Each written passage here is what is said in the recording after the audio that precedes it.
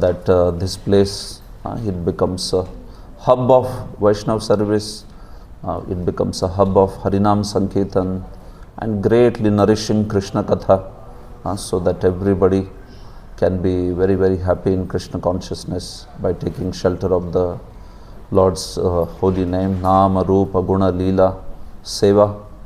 Jai. Shri Krishna Bhagavan ki Jai. So we are going to discuss Bhagavad Gita, right?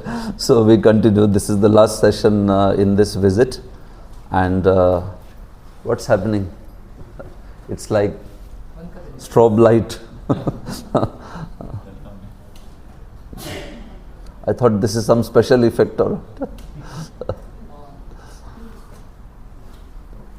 yeah, this is okay, right? Fine. Yes. Yes, so we have completed yesterday second chapter, and this is the third chapter now, which we are starting, and whatever remains we will continue in the online sessions that we will have after this visit. So the dates would be announced, and we will have some online sessions in which we would take this. So original plan was to actually cover 4 chapters, but yeah, we couldn't cover 4 chapters. We would be able to cover this chapter half, so about 1 chapter and half of this, so we'll cover through the online sessions. And then also chapter 5 and 6, they were anyway part outside of the schedule, but they will also be completed online now. Okay, so this is chapter 3 now, Karma Yoga. So we'll begin this. Om Namo Bhagavate Vasudevaya. Om Namo Bhagavate Vasudevaya. Om Namo Bhagavate Vasudevaya. Together. Om Ajnanatimirandhasya Jnananjana Shalakaya Chakshurun Militam Yena Tasmai Shri Gurave Namaha.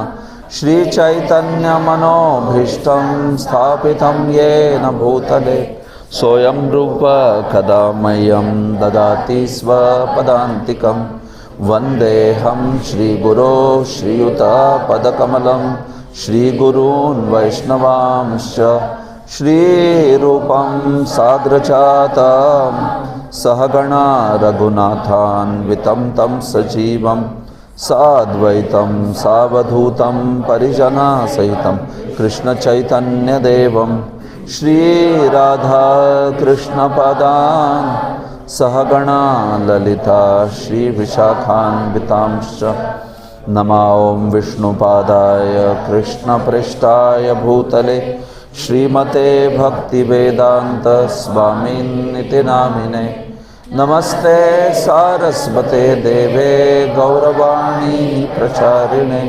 Nirvishesha Shunyavadi Paschatya Deshatarine Namo Mahavadanyaya Krishna Prema Pradayate Krishnaya Krishna Chaitanya Namne Gaurat Vishe Namaha. He Krishna Karuna Sindho Dinabandho Jagatpate Gopesha Gopika Kanta Radha Kanta Namostute Tapta Kanchana Gaurangi Radhe Vrindavaneshwari Vrishabhanu Sute Devi Pranamami Hari Priye Vancha Kalpatarubhyascha Kripa Sindhubhya Vacha Patitanam Pavanebhyo Vaishnavebhyo Namo Namaha.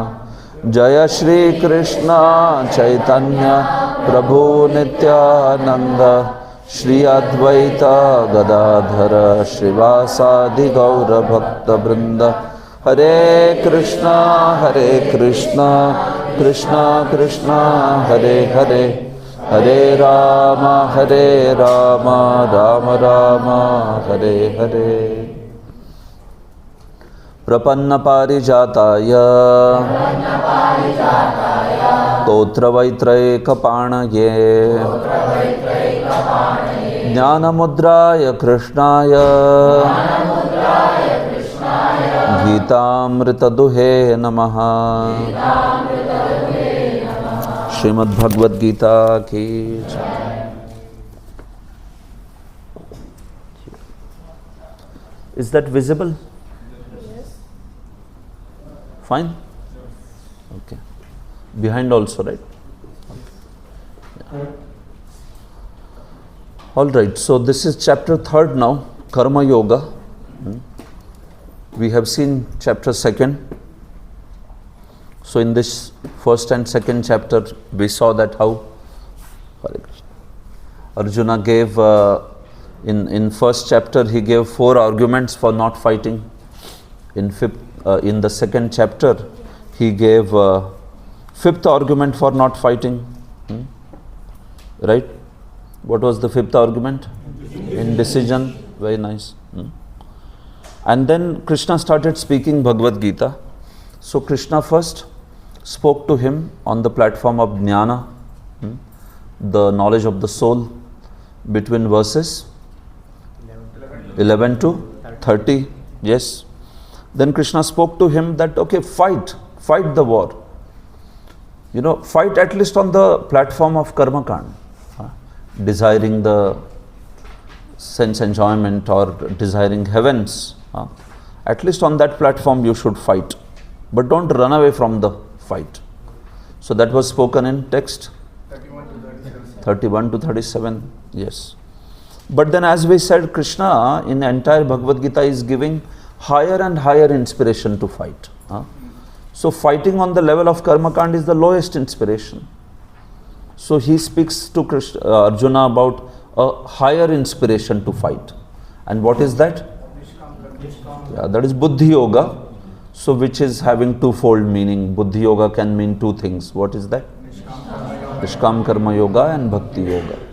So he spoke about Bhakti Yoga in verses such as Nehabhi Kramanashosti, and also Trigunya Vishaya Veda Nistraigunyo Bhavarjuna Nirdvandvo Nitya Satvasto Niryoga Kshematmana.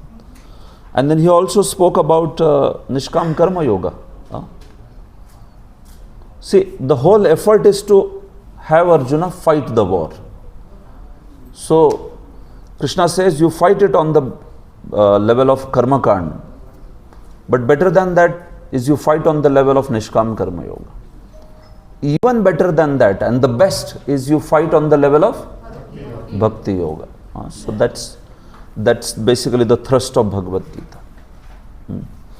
So he speaks about Nishkam Karma Yoga also in 2nd chapter. Where does he speak?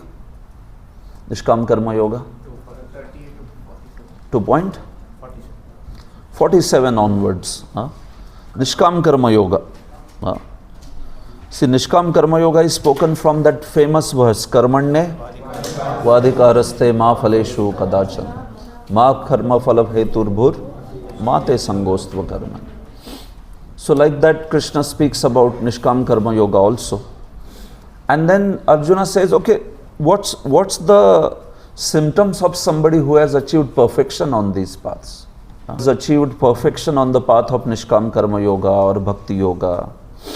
What is the word that Arjuna uses? Sthita Prajna. Sthita Prajna. And he asks 4 questions about Sthita Prajna. What are the 4 questions? Anybody wants to tell? How does he walk? Yeah, you speak. How does he speak? How does he sit? And how does he walk? Yeah, correct. So those questions and their answers were also discussed, right? Krishna answered the first question in verse number 1, 55. Then Krishna answered the second question, how does he speak? How does he respond to situations?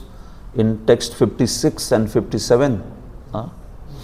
Then he answered the third question in text 58 to 63. And then he answered the fourth question in text 64 to 72.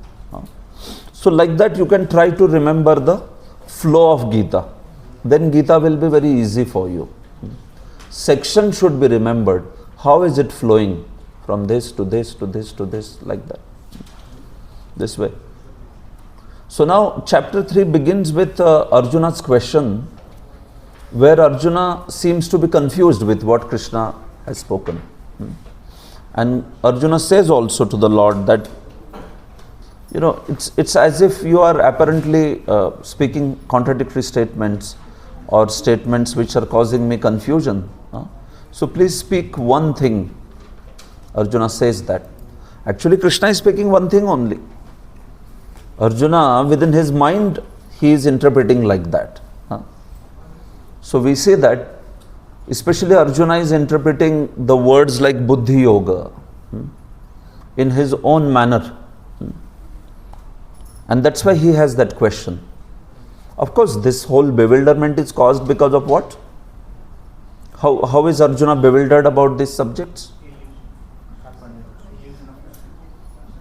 What is that? You have to talk loudly, please. When you speak loudly. Illusion of Krishna? What is that? What does it mean, illusion of Krishna? There are 4 or 5 arguments like loss of enjoyment. Yeah, that's okay. I'm saying why is he bewildered? But why should Arjuna be bewildered? He's a pure devotee of Krishna, right? Because of family destruction. No. Because he is contemplating a lot about his relations on the material platform. Correct. So, if a pure devotee contemplates a lot about his relationships on material platform, does he get bewildered? Yes. He gets bewildered? Really? Why is Arjuna bewildered? It is Krishna's desire. That's the answer. It is Krishna's desire. That's why he is bewildered. We talked about that example, right? Krishna wants to teach the daughter-in-law through daughter. So who's the daughter? Arjuna is the daughter. And who is the daughter-in-law? All of us. Just proven. Hence proved. So actually Krishna is teaching all of us. Don't ever forget that aspect. Arjuna cannot be bewildered. Arjuna is only bewildered because Krishna wants him to be bewildered. Krishna desires that way. That's why. Otherwise we are understanding few things, and what do you think? Arjuna will not understand.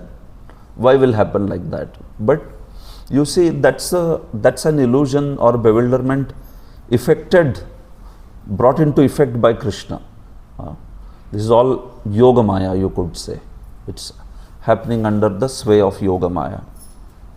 So Arjuna's questions also should be understood like that. Whenever Arjuna says that I am confused, Krishna, why is like this? So you know that he is speaking like that because of being bewildered by Krishna. But basically through that he is addressing our questions. We may get this sort of questions which Arjuna is representing. So Arjuna's questions, they give us opportunity to also, get the clarity again from Krishna. You understand? When Arjuna asks that question and then Krishna again explains, then who gets the clarity? We get the clarity. Arjuna is already clear, but we get the clarity. That's the purpose why he asks also those questions. Right? Like sometimes in an audience, when we say that, okay, any questions? So nobody asks any question. So some senior devotee may ask a question. It's not that he has the question, but he sees that nobody is asking, but the question is on the audience's mind, so he asks, representing the audience.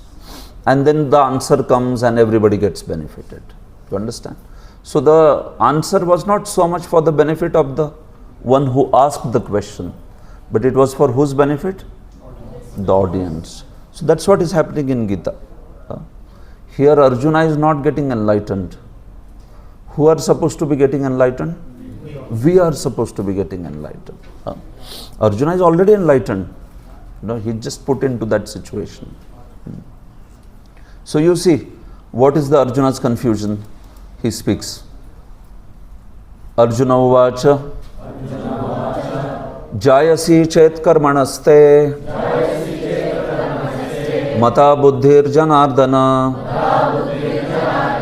tatkim karmani ghore mam niyojayasi keshava. Yes, please read. Arjuna said, O Janardana, O Keshava, why do you want to engage me in this ghastly warfare if you think that intelligence is better than fruited work? Yeah. So, Arjuna is saying, Arjuna Uvacha, Jayasi. Jayasi means superior. So, you are saying that buddhi, that is the intelligence, is superior to karma. Then why do you engage me in this ghor karma? What is the ghor karma here? Fighting. Yeah. Why do you engage me in fighting? If you say that buddhi is greater than the karma, somewhere Krishna has spoken that buddhi is greater than karma. If you remember in second chapter, 249, very nice. 249. What is that? Durena hi avaram karma buddhi yoga dhananjaya buddhau sharanam anvicha kripana falahetavah. Keep the abominable activity away by buddhi yoga. Why he says that? Because those who are attached to the fruits of activities, they are who? They are kripana, they are miserly people. So now you tell me, here when Krishna says that keep the abominable activity away by buddhi yoga, what is that abominable activity? Karma kand is that abominable activity actually. If you remember the context, this entire context is comparing Nishkam Karma Yoga and Karma Kand. So when Krishna says to Arjuna, so keep the abominable activity away by Buddhi Yoga. So what is the meaning of Buddhi Yoga there? It means Bhakti Yoga, especially in this section of 2.49. What is the meaning of Buddhi Yoga? Nishkam Karma Yoga. Like that. So, see, Gita is technical. If you don't remember, you will not understand. So, you have to remember things nicely. Go again and again through the sections. Try to remember. Every section we are discussing. So, you have to remember 2.47 to 2.53. Krishna has discussed Nishkam Karma Yoga there. It is not Bhakti Yoga there. So, when you talk there about Buddhi Yoga, you have to remember that what's the meaning that Krishna means there? He means Nishkam Karma Yoga. So, avaram karma there, it is what? It is karma kand. Krishna is saying keep that fighting with the desire to enjoy heavens and all that, keep such things away and perform instead what? Nishkam Karma Yoga. Nishkam Karma Yoga means fighting or no fighting? Fighting, but with what desire? With no desire, yes, which means there is a desire of what? No desire means there should be some desire, right? Only stones have no desire. What's the desire? What's the desire of a Nishkam Karma Yogi? Freedom from bondage, very nice. He is focused on liberation, that let me act in such a way that I don't get bondage. That's the inspiration of a Nishkam Karma Yogi. When a devotee fights, what is his inspiration? Service to the Lord. Service to the Lord, pleasure of the Lord.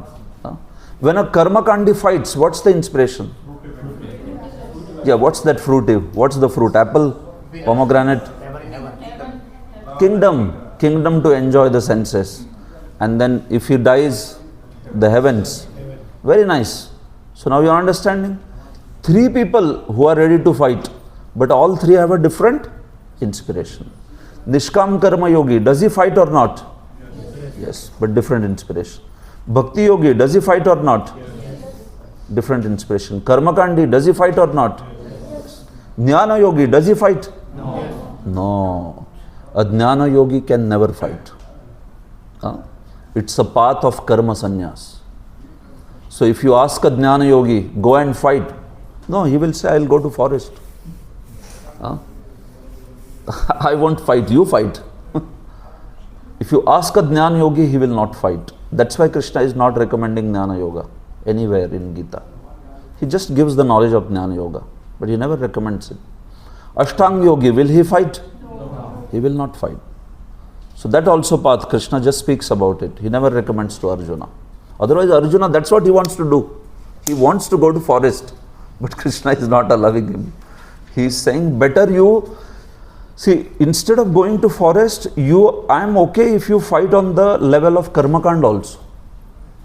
He is saying, but you don't give up the fighting. Set the right example. Krishna is saying, fight the battle, don't run away. It is not your nature. If you run away from battle and then you go in the forest and then you will say that here I am in forest, so I should seek some arms. माधुकरी करने जाओगे आप, फिर कोई माधुकरी नहीं देगा और बोलेगा ये निकलो इधर से. Then you will draw out the sword. क्या बोला? You know why? Because that's your nature as a kshatriya. वहाँ पे तलवार निकालोगे तुम. So instead of that, Krishna is saying, fight the battle. Don't do this. So you see, Krishna is asking Arjuna to practice Nishkam Karma Yoga or Bhakti Yoga. Or in second chapter, Krishna is giving him all three options. Slowly he will zero in on one option. But here in second chapter he is speaking all. So when Arjuna is saying, keep the abominable karma away by dint of buddhi yoga, what he meant was actually that perform Nishkam Karma Yoga. But how does Arjuna understand it? He just gets confused. And he says that, Krishna, if you are asking me to stay away from, the karma by dint of buddhi, so then why are you engaging me in the war? So as per Arjuna, buddhi or knowledge means that you stay away from the war. He's talking about Jnana Yoga. You got it? He is thinking that buddhi means Jnana Yoga and fighting means abominable work. That's his understanding. Within his mind he is thinking like this. As soon as you say fight means abominable work. But fighting will not be abominable provided one will fight on which platform? Nishkam Karma Yoga or Bhakti Yoga also. Then it is not abominable. But within his mind, he is thinking like that. Why are you engaging in this ghastly work? It is abominable. And then you say also that buddhi is greater than the karma. So by buddhi, Arjuna is considering it as to be Jnana Yoga. He is thinking like that. By buddhi yoga, Krishna doesn't mean Jnana Yoga. He means what? Nishkam Karma Yoga. But Arjuna is considering it to be Jnana Yoga. So that's why he cannot understand that how is Krishna recommending him Jnana Yoga and at the same time he is also saying fight. So how will you answer the confusion? If Arjuna is saying, you are recommending me Jnana Yoga, but you are also telling me to fight, how will you answer Arjuna's confusion? Tell him that it's not Jnana Yoga. So that's what Krishna does in third chapter. That's the entire third chapter. Krishna says, I am telling you Nishkam Karma Yoga, I am not telling you Jnana Yoga. Why are you thinking that Buddhi Yoga means Jnana Yoga? Buddhi Yoga means Nishkam Karma Yoga. That's what Krishna is telling him. So you understand the confusion? Or you are confused about the confusion? If you are confused about the confusion itself, then the answer is doubly confusing. Isn't it? So, yeah, that's the point. Krishna is saying one thing and Arjuna understands different only. Krishna wants him to do Nishkam Karma Yoga. He is thinking that Krishna wants me to perform Jnana Yoga. And then he says also fight also. And then he is saying Jnana Yoga is greater also. Isn't this confusing? So that's his point. So that's why you see Prabhupada says that the Supreme Personality of Godhead, he says, the path of realization has been recommended for Arjuna, that is Buddhi Yoga or Krishna consciousness. Because Krishna spoke about both the paths. He spoke about Bhakti Yoga. He spoke also about Nishkam Karma Yoga. So, Prabhupada speaks in terms of Krishna consciousness only. You can see.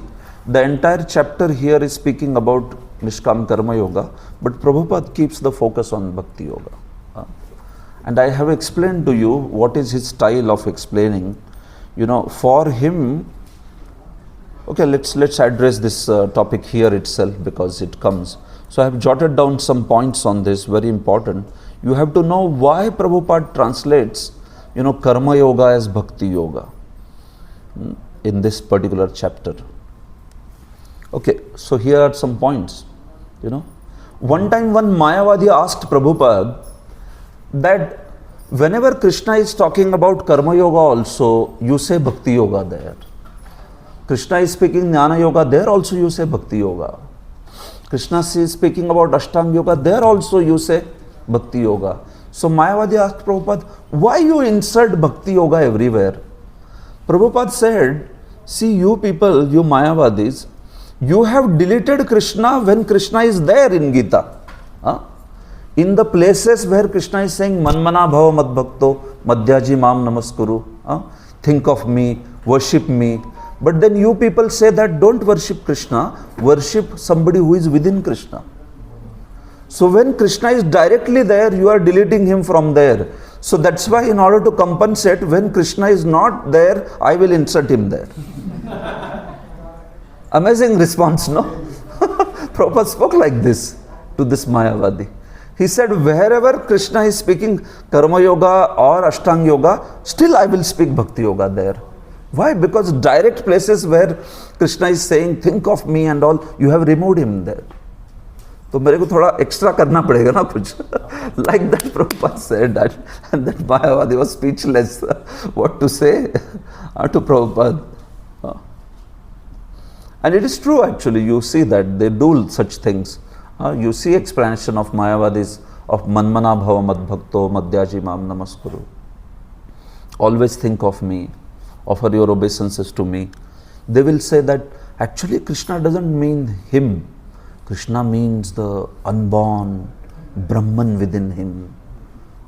So Prabhupada said, just see, this is like Krishna wants to say something and that interpreter, that commentator is putting hand on Krishna's mouth and saying, you keep quiet, I want to speak. Prabhupada said, so Prabhupada would say that you keep quiet, let Krishna speak. That's why he named his Bhagavad Gita as it is, not as I want it to be, or as you want it to be, or as they want it to be. No, as it is. So this is how. So sometimes, even if Krishna is speaking there about Bhakti, Nishkam Karma Yoga, Prabhupada translates it as Bhakti Yoga.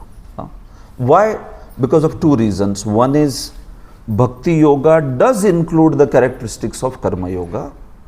And secondly, that as we said, Prabhupada is speaking always in terms of conclusive understanding.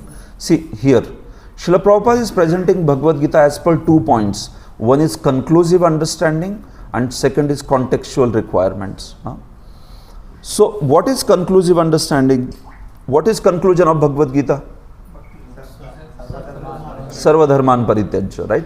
So Prabhupada takes this conclusion which comes in the last chapter, 18.66, and he puts this conclusion right from first chapter. He does that. That is his style. That's the way he writes.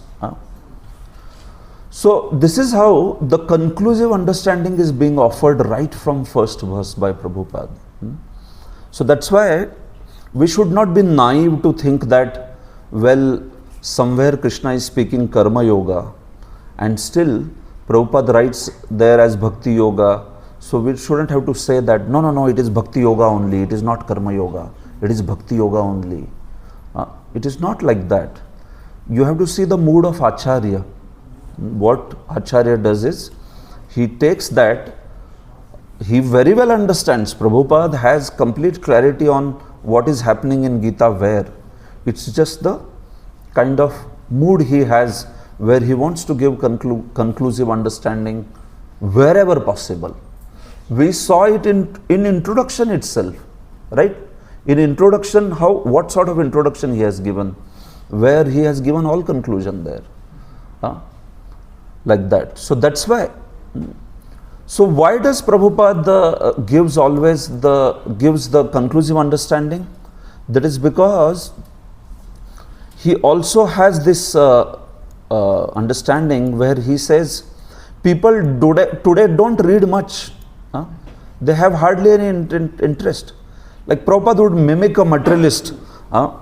He would say that sometimes this materialistic people say, like Prabhupada would pick up the book and he would say that, let me read what is there in this book.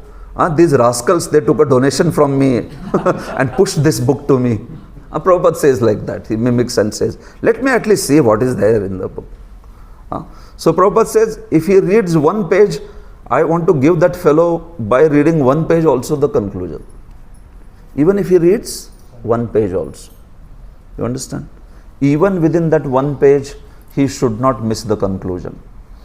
So if Prabhupada kept Bhagavad Gita's conclusion for the last chapter, he is convinced that the Kali Yuga's reader will not go up to last chapter. He will probably close the book in first 4 or 5 pages only. And that's why he puts the conclusion right there in the first 4 or 5 pages only. So Prabhupada is not contradicting Krishna's opinion actually. He is fulfilling it in every page of Gita. Every page of Gita he is giving the conclusion of Krishna. So in scholarly world they may say that Swamiji has everywhere written Bhakti Yoga, Bhakti Yoga, Bhakti Yoga, Bhakti Yoga. They may say like that, but that is because of not understanding Prabhupada's mood and strategy. Prabhupada has deliberately put it like that so that they don't miss the conclusion.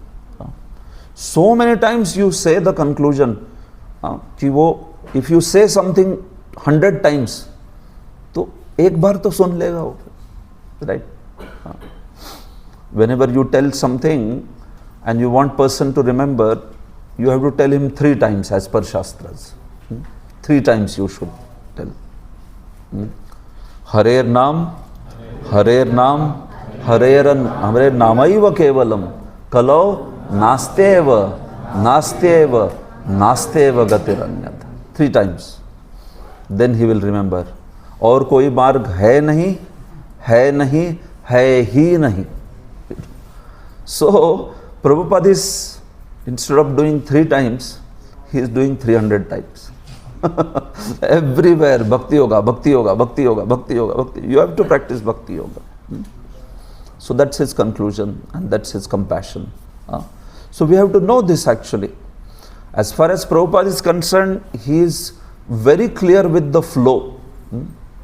You see, Prabhupada in the last chapter's end, he says that, now I'll show you this something so that how you can see that Prabhupada himself actually is very clear with the flow of the Bhagavad Gita and all. You see, someone should read this. This is 2.72, last chapter. Please read. Srila Bhakti Vinod Thakura has summarized this second chapter of the Bhagavad Gita as being the contents for the whole text. In the Bhagavad Gita, the subject matters are Karma Yoga, Jnana Yoga and Bhakti Yoga.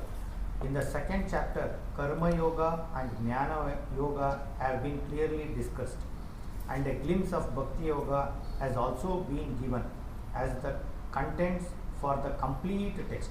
So you see what Prabhupada is saying. Karma Yoga and Jnana Yoga has been discussed clearly. So he is very well aware. Bhakti Yoga, he is saying, has been only glimpsed. Glimpse is given. So where was that glimpse given? It was given in verses like Neha Bhikramana Shosti. Or there is another verse where the glimpse of Bhakti Yoga came, Vyavasayatmika buddhir also. Where is that word where Krishna talked about me, and devoted to me? Matparaha 2.61. 61, verse number 61.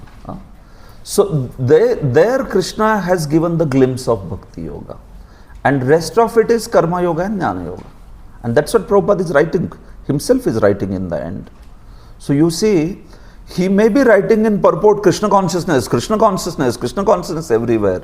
But he is very much aware of the flow, what's going on there. Second chapter is just a glimpse of Bhakti Yoga.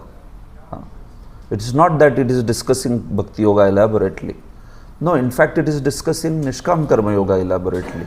It's more discussed. And also Jnana Yoga, because this Jnana's teachings are there 2.10 to 2.11 to 2.30. So this way. So this is how Prabhupada does. So that's why even in the third chapter, you may see the topic is Nishkam Karma Yoga, but Prabhupada gives great details about Bhakti Yoga. So that's how he explains actually. So once that strategy of Prabhupada is cleared, then we don't have any confusion on what section is standing for, and then how Prabhupada is explaining that this way. So those were a few points I wanted to write, because now as this word comes, Karma Yogena, so here Karma Yoga would be translated by Prabhupada as what? Devotional service. He is translating it as Bhakti Yoga actually. So let's see this. One more verse by Arjuna where he speaks about his confusion. Vyamishreneva vakyena buddhim mohayasiva me tadekam vada nishchitya yena shreyo ham apnuyam. Yes. Read. My intelligence is bewildered by your equivocal instructions. Therefore, please tell me decisively which will be the most beneficial for me. Are Krishna's instructions equivocal? They are not. But he is saying like that. But then he also uses the word eva. He also is not saying that I am bewildered by your equivocal words. He is saying I am bewildered by your as if equivocal words. Eva means jaise, mano jaise, like that. Vyamishrena eva. जैसे मानो व्यामिश्र वाक्यों से आप मेरी बुद्धि को मानो मोहित कर रहे हो. Like that he is speaking. Mohayasi eva, here also. It's Krishna, as if by equivocal instructions, you are as if bewildering my intelligence. Like that he is speaking, literally. So he is not directly saying to Krishna, you are bewildering my intelligence. Your instructions are equivocal, because he is also thinking in his mind, what if they are not? I may be getting confused. Probably Krishna is not speaking equivocally. Equivocal means that which is confusing, which is double meaning. It's ambiguous. That is equivocal. But Krishna's instructions are unequivocal. It's just that Arjuna, because of being, preoccupied with those thoughts, buddhi means jnana yoga. Karma, fighting means abominable work. He has become like that, where he thinks these things. So that's why he says, Tadekam vada nishchitya. So Krishna, again I request you, please speak one thing. Please speak one thing. He is speaking one thing only, but he is saying, please, vada nishchitya, yena shreyo ham apnuyam, by which I can attain the ultimate benefit. Please speak. So Krishna says, okay, once more. Let's speak once more. In the previous chapter, as a prelude to Bhagavad Gita, many different paths were explained, like Sankhya Yoga was explained. Where was Sankhya Yoga explained in previous chapter? Atmadnyan. What verses? 11 to 30. Very nice. Then Buddhi Yoga also was explained. Where was it explained? Yeah. Yes, 238 to 53. Within that, both kinds of Buddhi Yoga, Bhakti Yoga as well as Nishkam Karma Yoga. control of the senses by intelligence, that was discussed in the last section. Work without fruitive desire was discussed in verses such as Karmanyeva adhikaraste. And the position of the neophyte was also discussed. Somebody who is a new person, meaning who is not accomplished the process of bhakti. So that neophyte is also discussed in verses which are talking about Nishkam Karma Yoga again, contrasting with the Sthita Pragya. Although Krishna had no intention of confusing Arjuna by any jugglery of words, Arjuna could not follow the process of Krishna consciousness either by inertia or by active service. Arjuna thought that Krishna is recommending him Krishna is recommending him on one side that inertia, that don't fight, Jnana Yoga. Or other hand, he is recommending him to fight, but which is abominable work. So that's why he is not able to follow what are Krishna's instructions. So that's why he is asking this.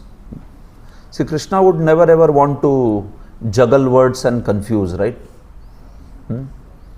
Does spiritual master or Krishna want to confuse us or do jugglery, word jugglery, and enjoy how we are getting confused? Right? Guru never does that. Guru is very compassionate. So Krishna is also very compassionate here. But Arjuna is feeling like that because he feels that the words of Krishna, they appear to be equivocal. So it's not like that. So that's why Krishna will again speak. And in fact, this is nature of Krishna. He is so compassionate. He spoke entire Bhagavad Gita and he said to Arjuna, my dear Arjuna, have you understood? Did you understand? If you have not understood, I am ready to speak again. He was ready to speak again. So he said, Vimrusha etadasheshena. Think about this knowledge that I have given to you.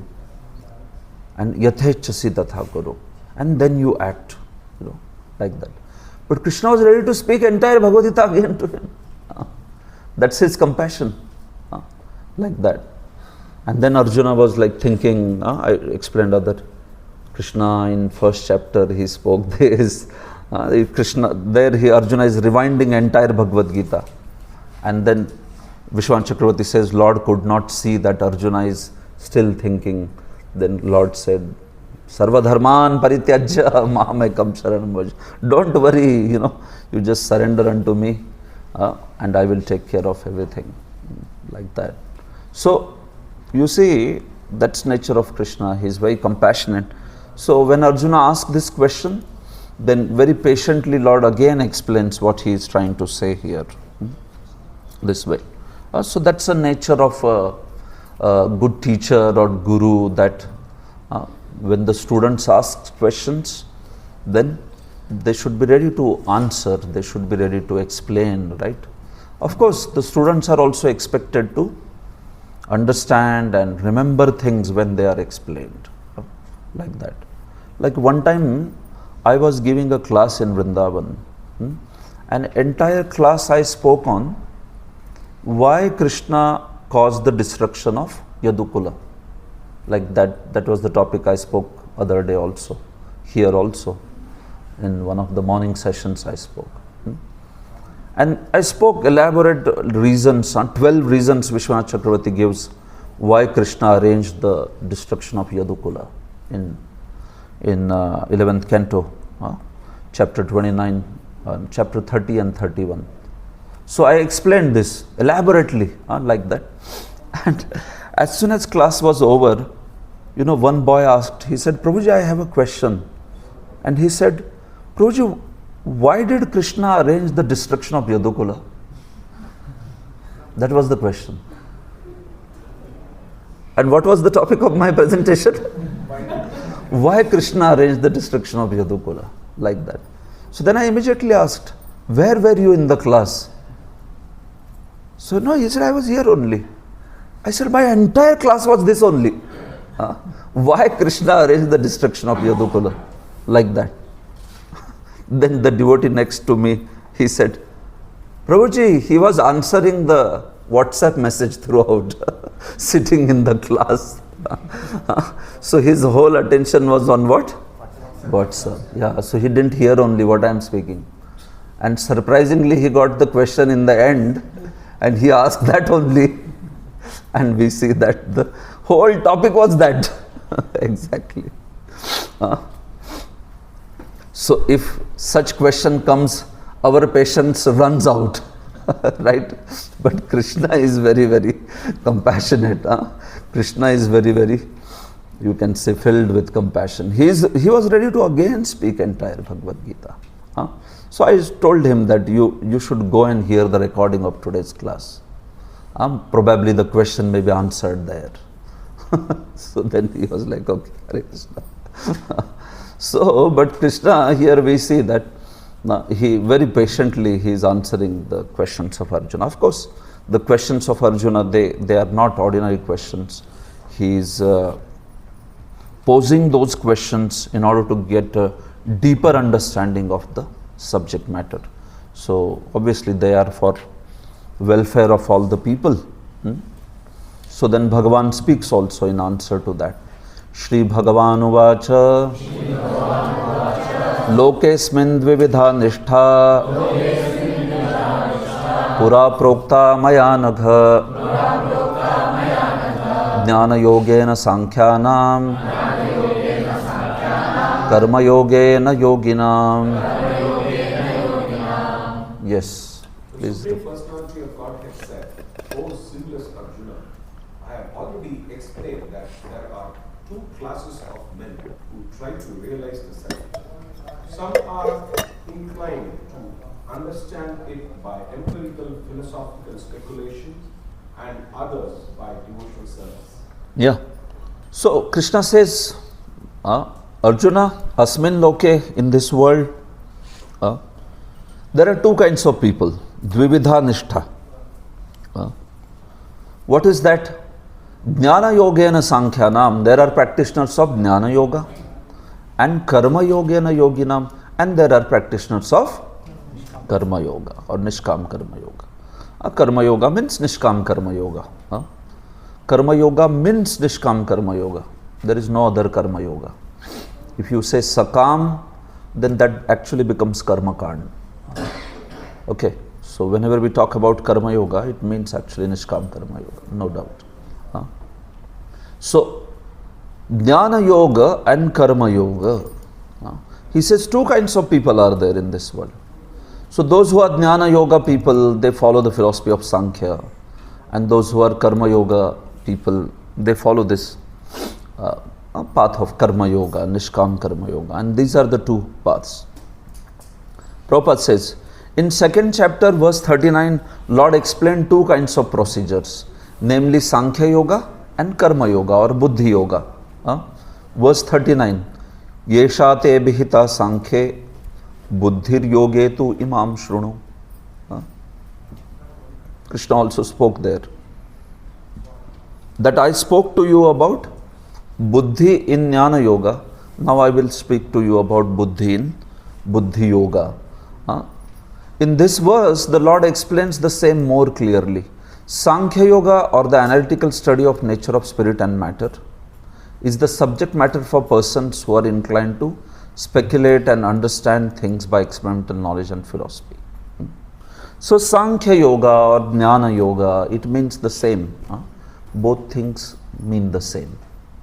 So that's one class of people, he is saying. And the other class of men, they work in Krishna consciousness. So this particular, you can say the explanation that Prabhupada is giving, that the other class of men work in Krishna consciousness, that is the translation of what? Karma yogena yoginam. It's the translation of this.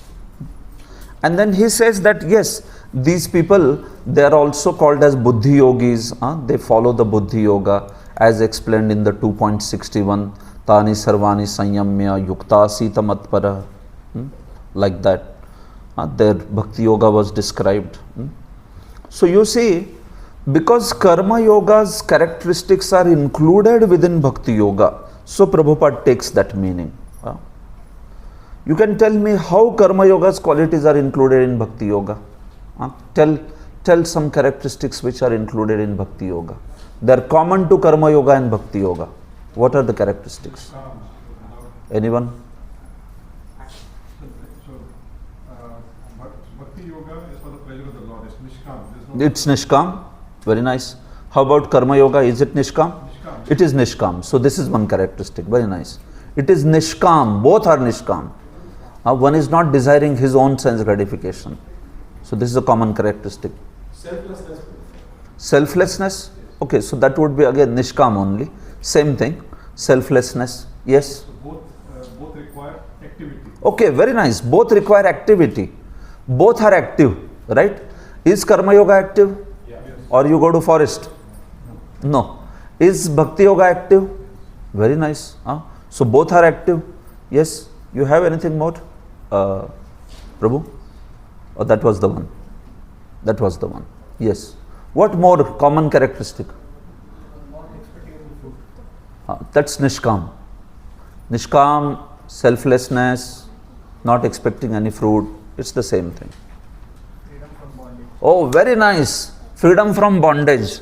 Nishkam Karma Yoga, does it lead to freedom from bondage? Or it binds one? Bandhan hota hai usme? In Bhakti Yoga, is there bondage? No. So both are free from bondage. Both the paths. Very nice. Both lead to moksha, or both lead to basically freedom from the material existence. Nishkam Karma Yoga as well as Bhakti Yoga. So you tell me, within Bhakti Yoga, the characteristics of Karma Yoga, they are there or not there? Yes. They are there. If you have 1,000 rupees, does it have 100 rupees in it? Yes. There it is. But it is much more than that also. So what now you have to tell me what in Bhakti Yoga is there that's not there in Karma Yoga? Krishna Prem. Wow, very nice. Krishna Prem. Krishna Prem is there only in Bhakti Yoga. It's not there in Karma Yoga. What more? Yukta Vairagya. It's not there in Nishkam Karma Yoga. This Sayujya Yeah? Moksha. Very good. Yes, there is Sayujya Moksha here in the Nishkam Karma Yoga. And in Bhakti Yoga, what's the perfection? What is the perfection of Bhakti Yoga? Yeah, going back home, back to Godhead. That's the perfection of Bhakti Yoga. So Bhakti Yoga has Krishna Prem, or going back home, back to Godhead, that aspect, which is not there in Nishkam Karma Yoga. Bhakti Yoga, in its process also, it is different from Nishkam Karma Yoga. How is it different? Shravanam, Kirtanam, Vishnu Smaranam in Bhakti Yoga. What about that Nishkam Karma Yoga? Varnashrama. You see the difference? So Bhakti Yoga, within it has the characteristics of Nishkam Karma Yoga. That's why Prabhupada's translation of Karma Yoga is going in the lines of Bhakti Yoga. These same verses, as per Prabhupada's explanation, can also apply to Bhakti Yoga. Because Bhakti Yoga includes, like somebody is speaking that, what all you can purchase with 100 KD. You can purchase this, you can purchase this, you can purchase this also. And then you have 1000 KD. So whatever you can purchase by 100 KD, can you purchase by 1000 KD? You can. So can you apply all those things which can be bought here also for the 1000 KD? You can apply, because you can get. Similarly, whenever there are verses of Nishkam Karma Yoga, because Bhakti Yoga also includes those characteristics, can it be applied for Bhakti Yoga? Yes. It can be applied. Unless and until that path is speaking something like, it is speaking those exact differences, like where that path is saying that, so by performing Karma Yoga, one achieves Sayujya Mukti. Now that verse, can it apply for Bhakti Yoga? It will not apply that. So the common characteristics wherever they are spoken, Prabhupada takes the meaning as Bhakti Yoga and translates it like that. Wherever common characteristics are spoken, this is how Prabhupada is strategical in his explanations, this way. You understand? Otherwise, You take any Acharya, whether Ramanujacharya, Madhvacharya, you take Sridhar Swami, you take Baladev Vidyabhushan, you take Vishwanath Chakravarti, everybody will say that this chapter is speaking Nishkam Karma Yoga. It is clearly like that. There is no doubt about it.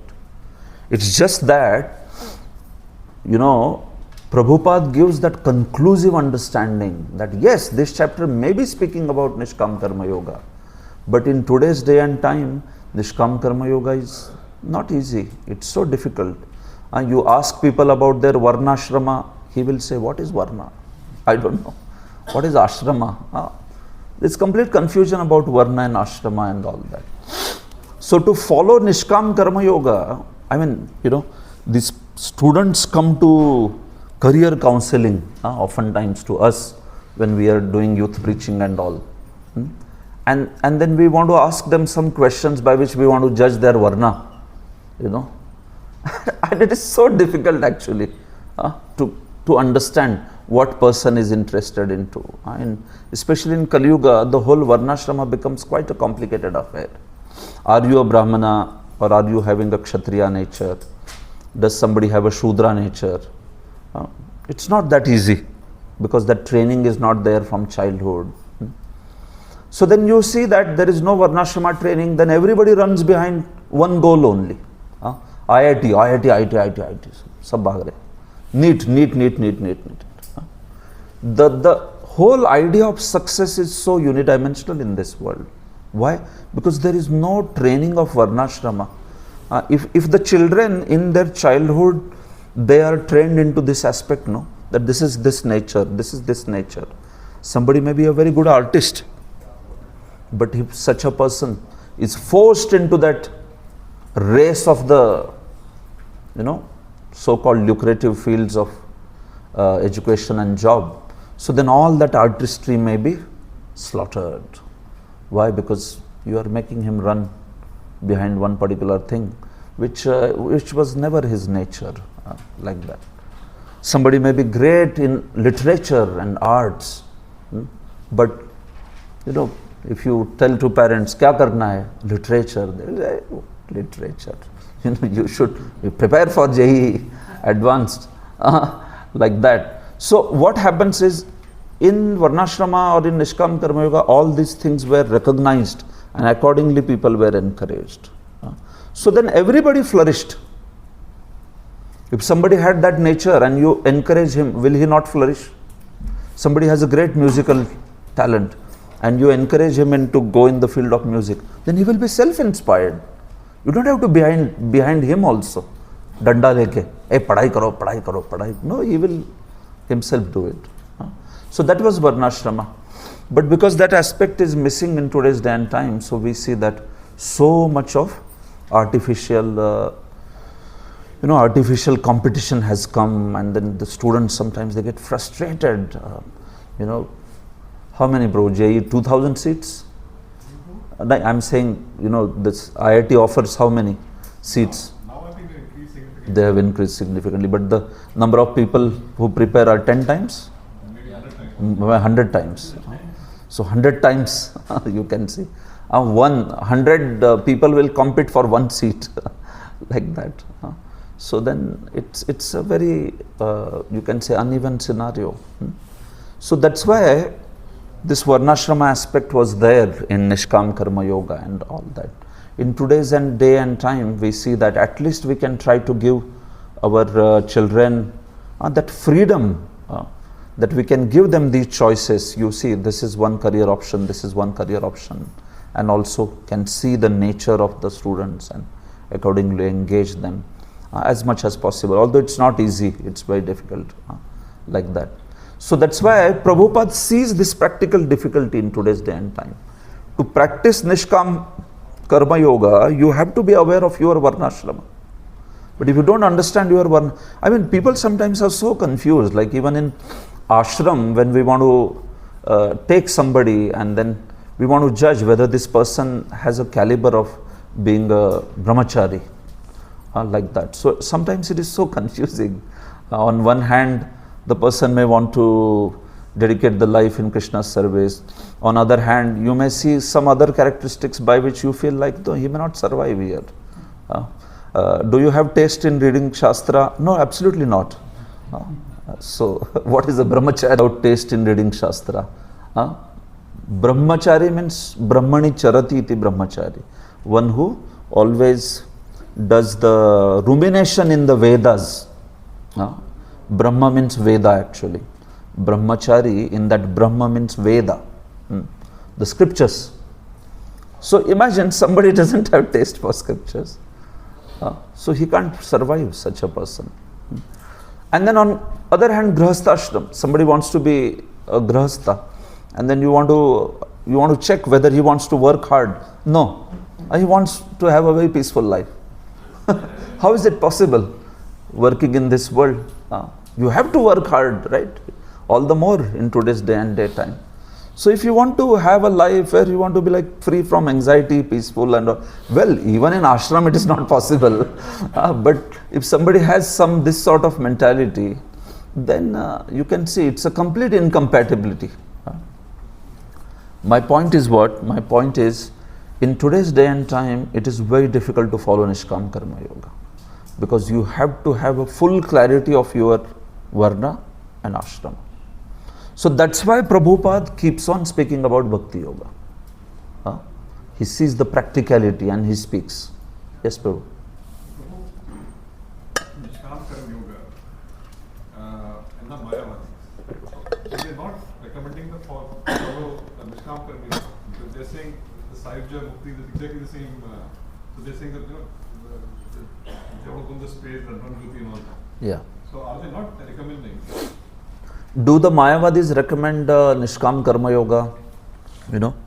See, Mayavadis, although they agree that the goal of Nishkam Karma Yoga is also Sayujya Mukti, just like their goal is also Sayujya Mukti. But as per them, that Sayujya Mukti by practice of Nishkam Karma Yoga is a very, very tough goal. It's not easy. Because they say, you are in the midst of sense objects, you are working in this world, you are dealing with money, you are dealing with relationships, you are dealing with the sense objects. So they say it's like being with a cobra. Anytime the cobra can bite you. So that's why they will say that, Nishkam Karma Yoga is a good path. But the point is, if you are slightly inattentive, you may become completely attached. Any problem? No problem, right? Yeah. So they say that basically it's a path where there is a great pitfall. It may happen that one may anytime become attached. So they say that you may follow that path initially if you have some attachments left and all, but soon you should come to the path of Jnana Yoga, where there is like complete staying away from all sense objects and one is able to cultivate jnana that way. So they, just like we say in Bhagavad Gita, we say in Bhakti Yoga, take the express way. Don't take the way with so much of detour and all that. Similarly, they consider Nishkam Karma Yoga as detour, and they say that take the express way, the jnana. So that's how they speak. So for them, whether Bhakti Yoga or Nishkam Karma Yoga, both are slow paths, while their path is very express. That's how they think. Okay. Yes. Anything else? Okay. So you see, Prabhupada is speaking here about Krishna consciousness and the Jnana Yoga. So Prabhupada says the indirect process is philosophical speculation. What is he referring to? Sankhya Yoga or Jnana Yoga. This is indirect process, he says. Because one is there, he is just speculating about the absolute truth. See, what do these Jnana Yogis do? Whole day, what they do? Reading. Speculation. They do reading and then they do crazy speculation after that. Like they see this and they see, what is this? This is wall. But what is wall? It is material energy. So is material energy real or is it illusion? तो ये ऐसा चलता रहता है उनका दिन भर. Like that they go on speculating, Like now I am speaking, so they will say, who is speaking? You will say, Atma is speaking. Really? Atma is speaking? If Atma is speaking, then what is the subtle body doing? No, you may say that actually subtle body is speaking. No, subtle body is dead. How can it speak? So, question oneself. And like this, when they are exhausted, then they take prasad. Whatever. Like they may be eating something then, like that. Prasad also, what they can take, 11th canto explains. Because Jnana Yogi is not supposed to act. He cannot act. Act means he cannot do activity. So minimal effort he has to take for everything. Eating, sleeping, minimal effort. So it is mentioned, Jnana Yogi when he sleeps and next day gets up. So as soon as he comes out of his house, in the direction that he sees, if he sees that some sabji or fruit is there which has fallen in that direction, that's his food for the day. Finished. He should not go on lookout for fruit also. Idhar udhar ghum nahi sakta. That will be activity then. He has to become naishkarmya. So he just saw in this direction and whatever is there, that much he eats. Like that. Of course, some jnani, he may, cultivate some fruits and roots in one direction and daily come and see in this direction only. So they can't do that. They have to be completely inactive. Of course, no, Krishna says now, who can be inactive in this world? But point is, as much as possible.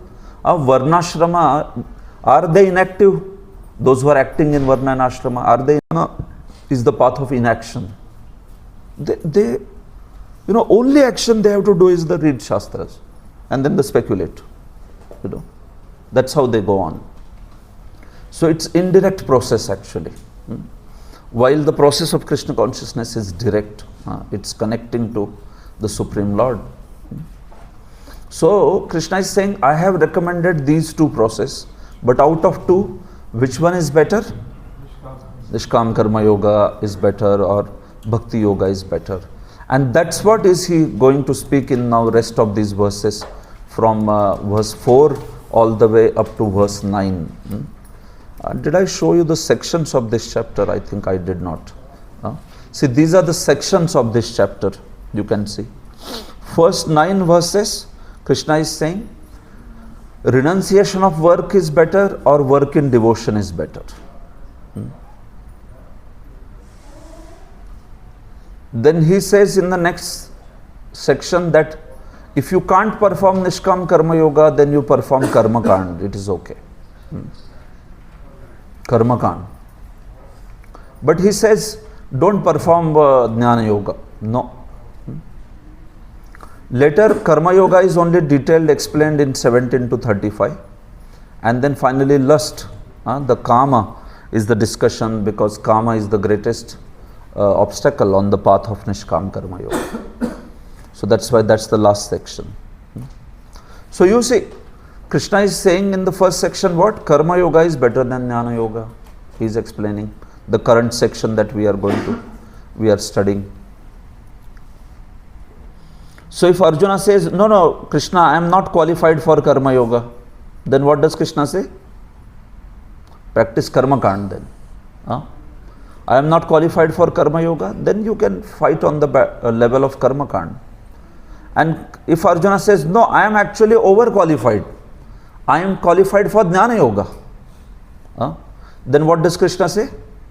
Still you should fight Karma Yoga to set proper example. That way. So we'll go section by section, don't worry. Don't get overwhelmed with these sections. By Krishna. Yeah, very much. See, Arjuna in this chapter, it's like this. Because he doesn't want to fight, no?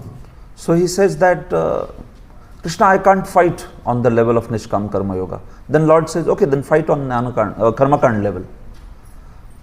Then he feels, no, I am qualified Nishkam Karma Yoga and set an example for others. You are you have to fight only. तो अर्जुना के मन में है fight छोड़ के He has to fight.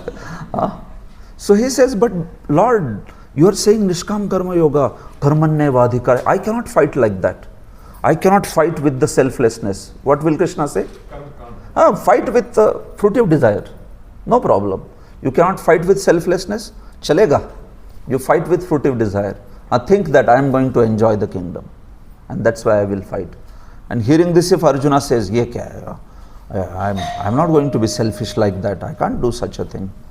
Actually, Krishna, you see, I am much more qualified. I can practice Jnana Yoga.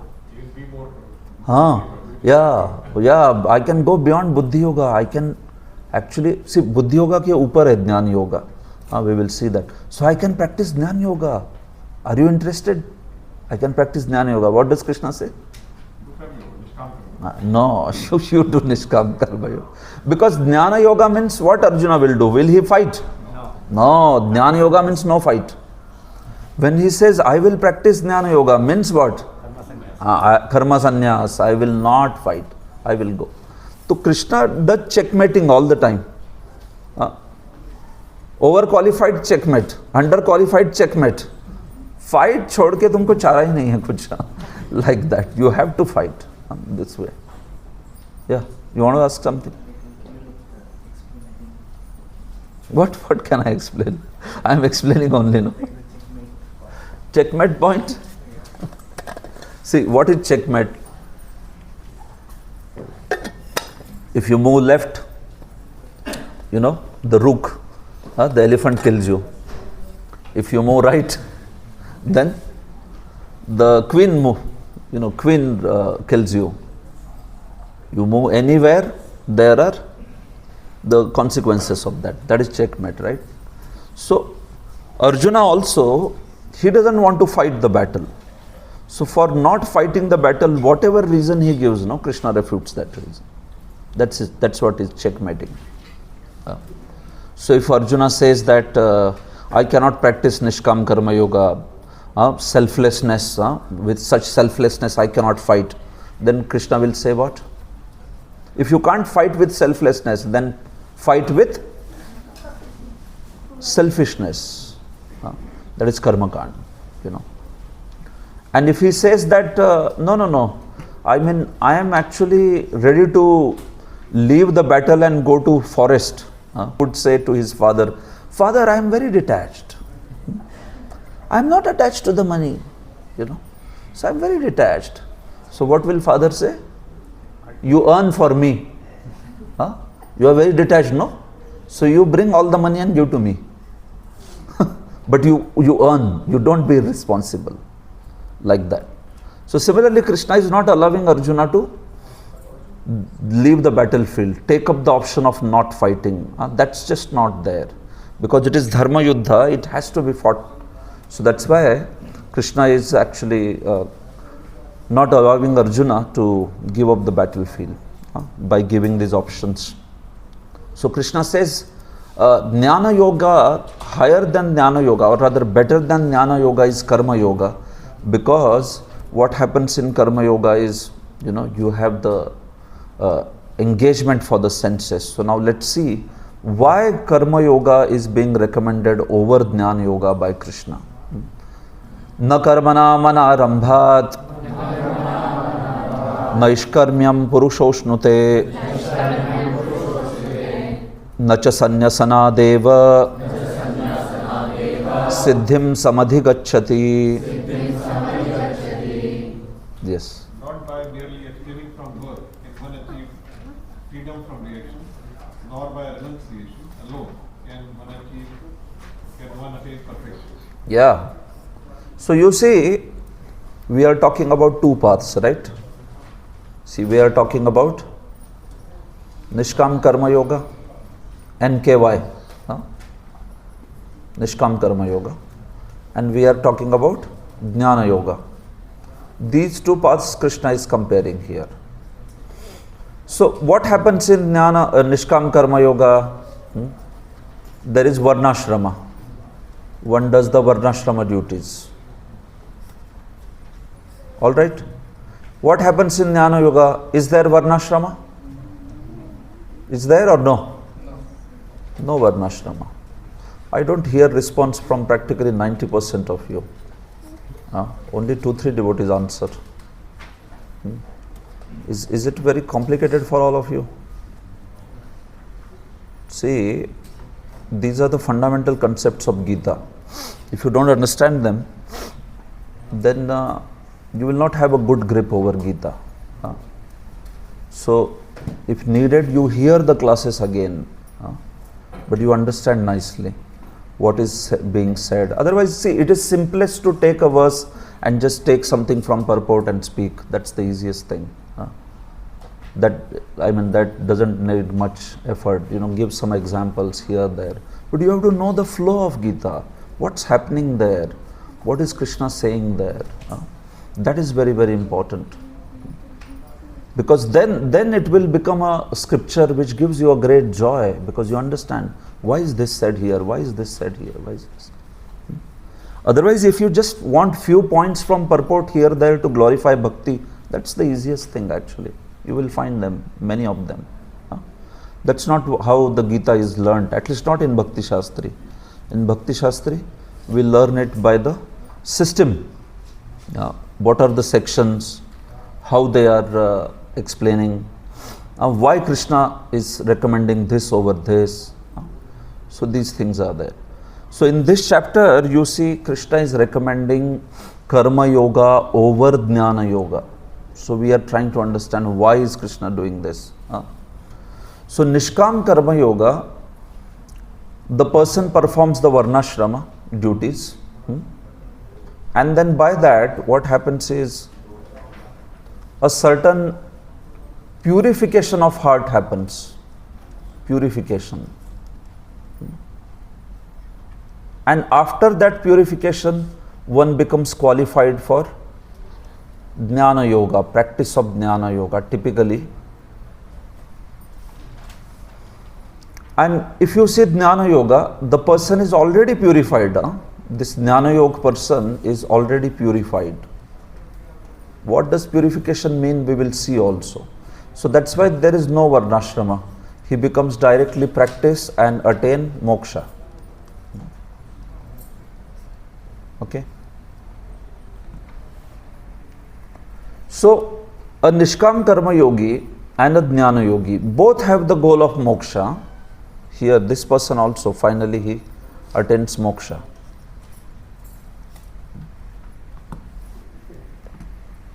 You understand? So both of them have the goal of moksha. But there is an essential difference between two processes, Nishkam Karma Yoga and Jnana Yoga. One person is pure at heart, another person is not pure at heart. What is that purification? The purification is basically that person's heart is free from the desire to enjoy the things of this world. That is called purification. So a Nishkam Karma Yogi, when he is practicing, when he is doing Varnashrama duties and all that, his heart is not yet pure, but he is practicing.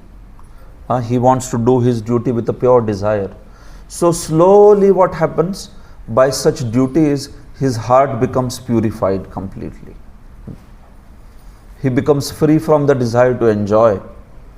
And at that point of time, such a Nishkam Karma Yogi can practice Jnana Yoga, or he can continue to practice Nishkam Karma Yoga and attain moksha. Very nice. He can continue practicing the Nishkam Karma Yoga and attain moksha. Or he can take to Jnana Yoga. So typically speaking, Nishkam Karma Yogi, after purification, he takes to Jnana Yoga, then comes here, and now in Jnana Yoga means he is going to practice no Varnashrama. Typically they go to forest. It is a path of Karma Sannyas. See, this is where it's Karma Sannyas. And what do they do in forest? क्या काम करते हैं forest में? They read Vedanta and then attain the moksha. Yeah. It's mental speculation and they attain the moksha. So Krishna is saying, Arjuna is saying basically, see Krishna, I am qualified for this Jnana Yoga. So I am purified already, I am pure, I don't have any desire to enjoy the material world. So allow me to practice Jnana Yoga. So that means I will take karma sannyas and I will attain moksha, I can attain moksha. So what does Krishna say? Even if you are qualified for Jnana Yoga, I want you to follow which path? Nishkam Karma Yoga. Fighting is within Varnashram or outside Varnashram? Within Varnashram. Yeah, Kshatriya, exactly. So he says, but I am purified. No problem. Even if you are purified, no, you practice Nishkam Karma Yoga only. So then what's the purpose of such a practice? Krishna says that the purpose is what actually? The purpose is setting the example for others. Setting the example. Yad yad acharati shreshthas tatta deve tarojana sayat pramanam kurute lokas tadanuvartate. Right? Like sometimes we may ask a devotee who is very qualified, but we may ask that devotee to do a certain seva to just set the example. Right?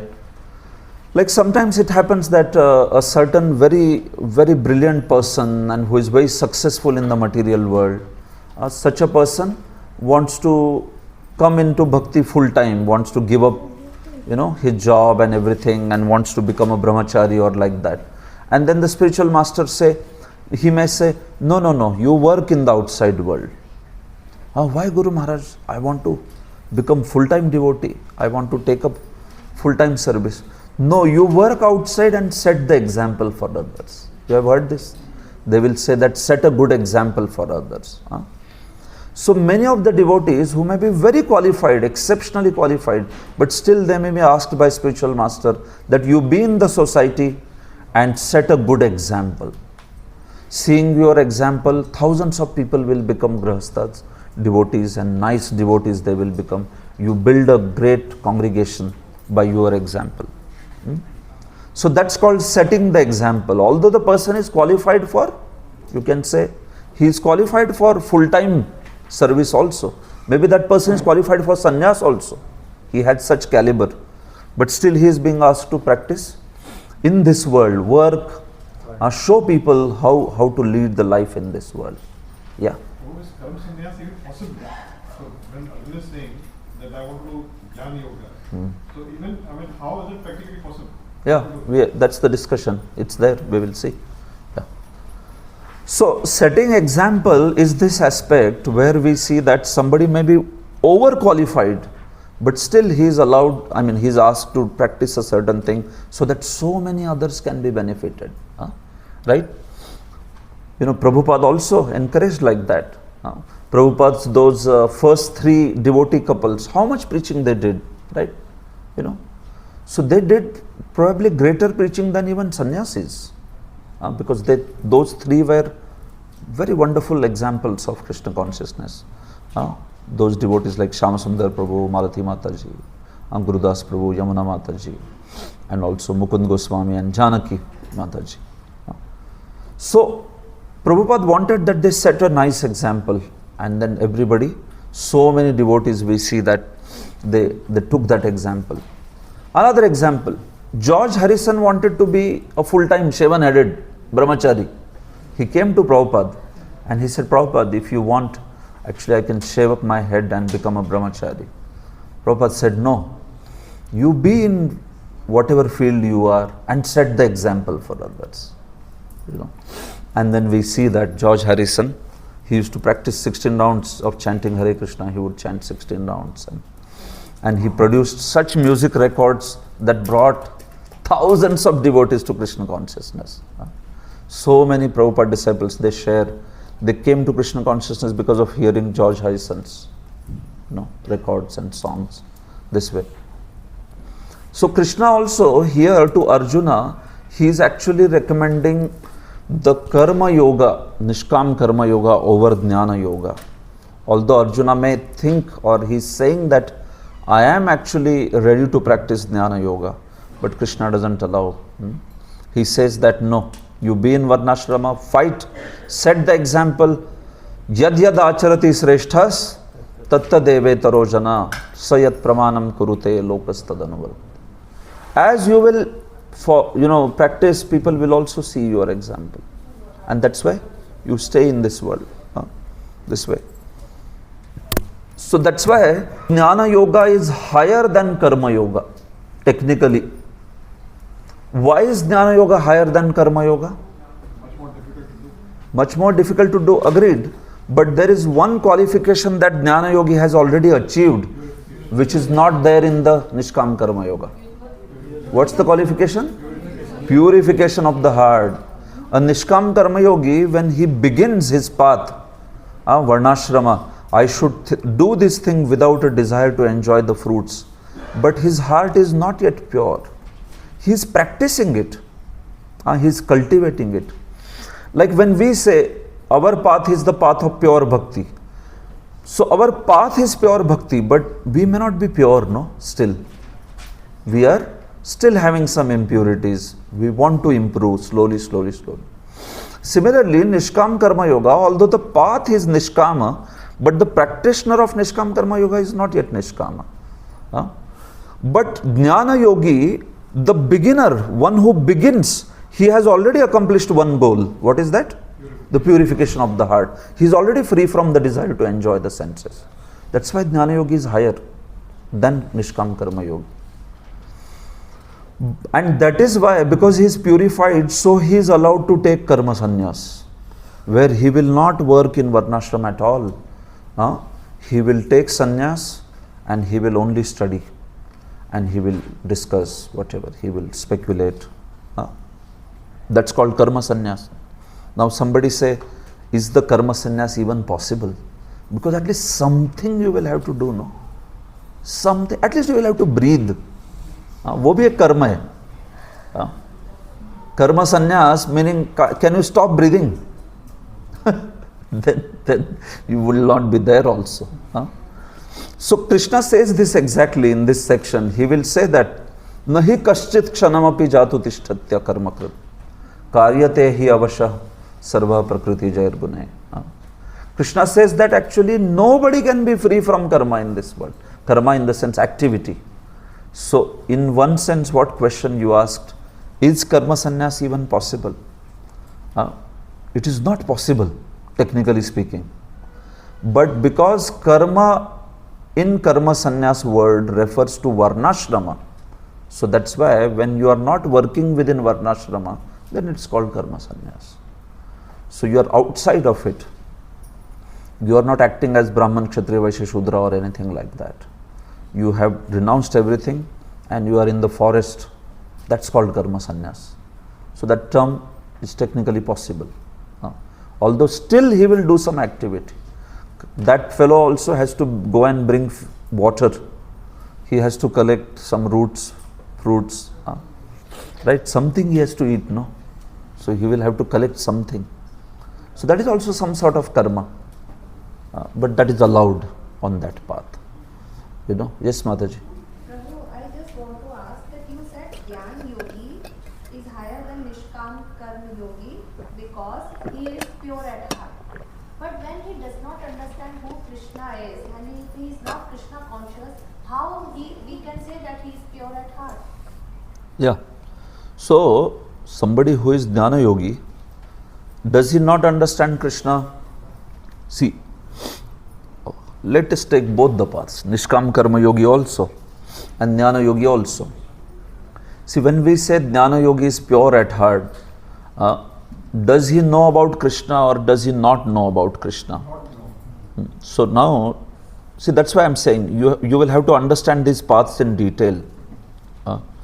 So what is Jnana Yogi, A Jnana Yogi is one who studies scriptures. That's why, is he aware of Krishna? Yes, he is aware of Krishna. He is aware of bhakti process? Yes, he is aware of bhakti process. He is aware of bhakti, he is aware of jnana, he is aware of karma, he is aware of all these things. But in spite of that, he desires to practice a certain path only. So even a Jnana Yogi is aware of Krishna.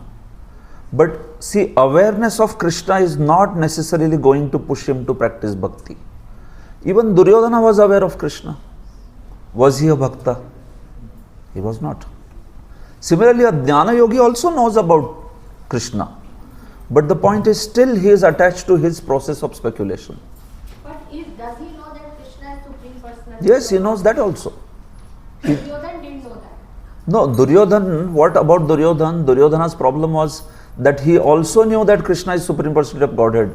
But then he thought that, well, he thought it's kind of misconception. He's more like a juggler. He is like a mystic person. But so many times Vyasadev told him, Arey, Krishna is Supreme Personality of Godhead. Yeah, he said, I know, but I can't surrender to Janardana. So he knew also. He also knew. But that's how the demons are, no? Even though they know, they can't act on it. So Jnana Yogi also knows about Krishna, but then he does not have that desire to surrender unto Krishna. So purification of heart is there. That purification of heart is there because he also practices some path. A little bit jnana he practices, he reads scriptures, so because of that some purification happens this way. So Nishkam Karma Yogi and Jnana Yogi, you understand what is the difference? One person is little bit higher than the prior one, Jnana Yogi, because he has become purified in his heart. And he knows about bhakti, he knows about yoga, he knows about other paths also. But he wants to practice jnana only. See, this may be very amazing. As you will learn philosophy further, you will be amazed. The yogis, they see the Paramatma within the heart and they still want to merge into Brahman. ऐसा भी होता है. Bhagavatam 3rd canto explains. The yogi, he is meditating on whom? Paramatma. He realizes Paramatma. He sees Paramatma in his heart. But then the original purpose for which he took the path of yoga was that he wanted to merge in Brahman. So he says to that Paramatma, please bless me that I merge in Brahman. Can you believe it? Like this it can happen. But it happens.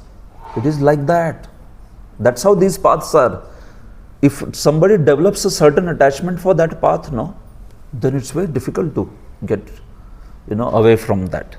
You need the association of very strong devotees. Then they can be taken away from there. So what to speak of Jnana Yogi? He is not even experiencing much Krishna. Ye yogi ne to Bhagwan ko hriday mein dekh liya. Even he is not, willing still. That's their obsession with a particular path. So these paths themselves are quite powerful. Like that. So that's why even this Nishkam Karma Yogi or Jnana Yogi, they may have knowledge of Krishna, but still they aspire for Sayujya Moksha. It is possible. It's not that they are ignorant necessarily. So what is Krishna recommending? Krishna is saying here that, Arjuna, instead of performing Jnana Yoga, which you are so much insisting on, I am saying you should practice Nishkam Karma Yoga. So that's why he is saying this verse. You see, not by merely abstaining from work can one achieve freedom from reaction, nor by renunciation alone can one attain perfection. So it is right. Just by abstaining from work can one achieve freedom from reaction? No. One has to also be very pure, and one has to, in that purification, one has to remember the instructions of Shastra. Then one can become free from reaction, otherwise not. You see, Prabhupada, the renounced order of life can be accepted when one has been purified. You got it? Who can take Jnana Yoga? Purified. You have to be purified. And the term is Antakaran Shuddhi. आपका अंतकरण शुद्ध होना चाहिए. That's the criteria for sannyas. That's the criteria for Jnana Yoga.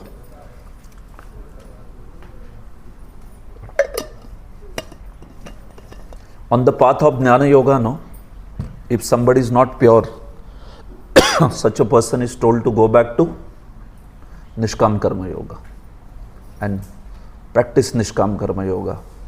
It is mentioned. So on the path of Jnana Yoga, you are useless if you are not pure in the heart. And you also have to be very brilliant. very intelligent, on the path of Jnana Yoga. If somebody is not very intelligent, then Jnana Yoga people, they drive him away. Get lost from here. And they'll say, what are you going to do? Because you have to study, remember, speculate so much. In Bhakti, is there any restriction like that? No. Bhakti is the path of devotion. You have intelligence, use it. You don't have, no problem. Krishna will give the intelligence. Dadami buddhi yogam tam yena mam upayanti. So that's why without purification one cannot attain success by abruptly adopting the fourth order of life, sannyas. Please read this according to the empirical philosophers, simply by adopting sannyasa or retiring from fruitive activities, one at once becomes as good as Narayana. But Lord Krishna does not approve this principle. Without purification of heart, sannyasa is simply a disturbance to the social order. Yeah, so this Mayavadis, when they meet each other, what do they say? Namo Narayanaya. They say that. What do Vaishnavas say? Hare Krishna. But when we bow down to each other, Vancha Kalpatarubhyascha. The Mayavadis say Namo Narayanaya. Matlab, you are Narayana, I am Narayana. So we are bowing down each other. That's their idea. Why Narayana? Because you took sannyas, no? Sannyas danda graha matrena naro narayano bhavet. They say. सिर्फ संन्यास दंड ग्रहण करने से नर का नारायण बन जाता है. This is their idea. Because they say that all attachments and everything is broken, that's it, then you become Narayana. The Mayavadi idea, right? But Lord Krishna does not approve this principle. Without purification of heart, sannyas is simply a disturbance. Sometimes some people take sannyas, but their hearts are not purified, right? So then after sannyas, they are opening up business empires. They are opening business empires, or they are after sannyas collecting, huge mansions and cars and whatnot, for their own sense gratification. See, Prabhupada was also very great sannyasi, but then whatever he got, he used it for Krishna's service. One time one devotee showed Prabhupada photo of a famous yogi who had come. Keep me away from money, I don't want it. Prabhupada said, you call these newspaper guys and you take my photo, bring the money. And Prabhupada said, I'll give photo like this. What does it mean? Yes? Prabhupada said, this is Lakshmi ji. She should be used in whose service? Narayana's service. So I am going to take Lakshmi ji and connect her to Narayana. So that is better, or this is better? Like that. So Prabhupada said they don't know what to do with. He said, you give me entire wealth of the creation, I will use it in Krishna's service. So one time one journalist said, Swamiji, you have 40 crores. Prabhupada said, you give 400 crores. 40 crores is nothing for us. Like that. One time another journalist said, Swamiji, I just saw that you came in Rolls Royce. Prabhupada said, yeah, unfortunately that was just a Rolls Royce of normal metal. It should have been gold Rolls Royce. And that journalist went completely berserk. What Swamiji, gold? Yeah, he said. Sakshat dharitvena samasta shastra. He said, spiritual master should be respected like the Supreme Lord. He said, what? This is tin and aluminium, whatever, all these materials, Rolls Royce. This way. So Prabhupada always gave very brilliant answers, It was very witty, like that. One time one reporter was asking too many questions to Prabhupada, like that, too many questions, like that. And, she was asking like a lot of tricky questions and all that. So she asked Prabhupada, Swamiji, why do you people have bald head? So she was wearing like typical Western lady, so she was wearing mini skirt, you know. Prabhupada said, why do you have bare legs?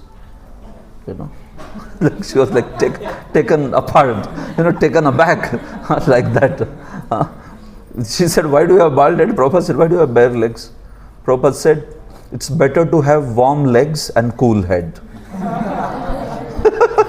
You know, you need a cool head to understand philosophy of Krishna consciousness. And then she calmed down completely. Better to have warm legs and cool head. Like that. So that was Prabhupada's very special expertise. Okay, so I think we'll pause here. So this section will continue. Krishna basically is going to recommend Nishkam Karma Yoga over Jnana Yoga. Krishna will say that this is the better path. Although technically speaking Jnana Yoga is higher, but Nishkam Karma Yoga is better because it is practical, because most of the people can follow your path, because it is the path of not karma sannyas but fighting, which is a very proper way to act in your responsibility. That's why Krishna will recommend this path, Nishkam Karma Yoga. So this is more or less the theme of entire first 6 chapters. Only in the next 6 chapters Krishna will start inspiring Arjuna on the level of Bhakti Yoga. This way. Okay, so we should pause here now.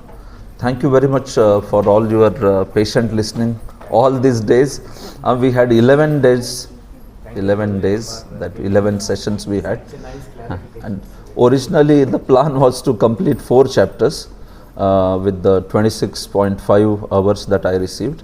But yeah, sorry for not being able to complete, and we will continue in the online classes. And I'm very thankful for your patient listening. Sometimes I have a habit of speaking a little strictly, and if you don't remember, then I will become a little bit irritated also, but still you tolerated me very much. So in this entire presentation, if you did not like anything or if you felt offended, please forgive me for that. It was never intentional. I just maybe might have spoken in the spur of the hour. But yeah, it was a very joyous feeling for me also to share